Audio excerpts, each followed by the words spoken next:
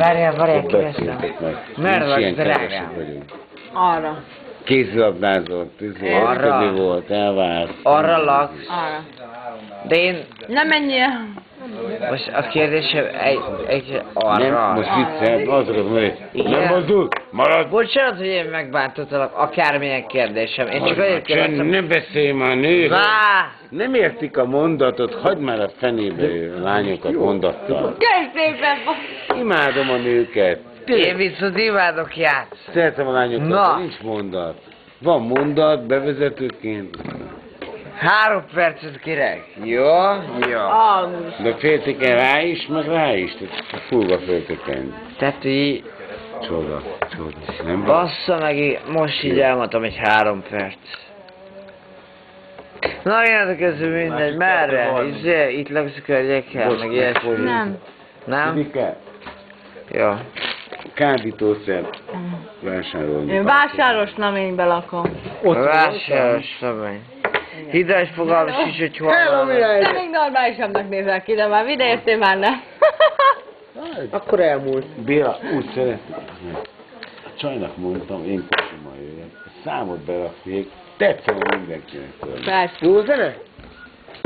A szöveg tetszene, mert értelmesek. Ide jövök a kocsival. Ezek basz, gyere Béla, üljél Az le! enyém, meg ide jövök Nem az jó? mondta az értelmes lényeg körzetében. Zuzó, és akkor kap a Béla is egy kis helyet. Jó. Ne. Jó vagy Béla, de üljél le! Hát hülye, a sok értelmetlen köcsök között. Srácok, lányok, kérhetek Gázba egy vagyunk kis azért. szotyit. Ő is gázba van. Egy Most kis miért szotyit. attól? Azt a kurva. Végre. Értelmesek vagyunk, kedvesek vagyunk, van benne szerintem. Ha nem tudod, ide kérhet. Nagyon szépen köszönöm szépen. Hagyd már abba azt a szotyi ráncsálást. Fogj, tedd le. Mondok egy példát, nem vagytok a családban, tehát nem a hugod öcsé. Nem. Hagyd abba, ne ráncsáld, fogd meg. Egyébként viselted, hogy egy csaj szotyizik.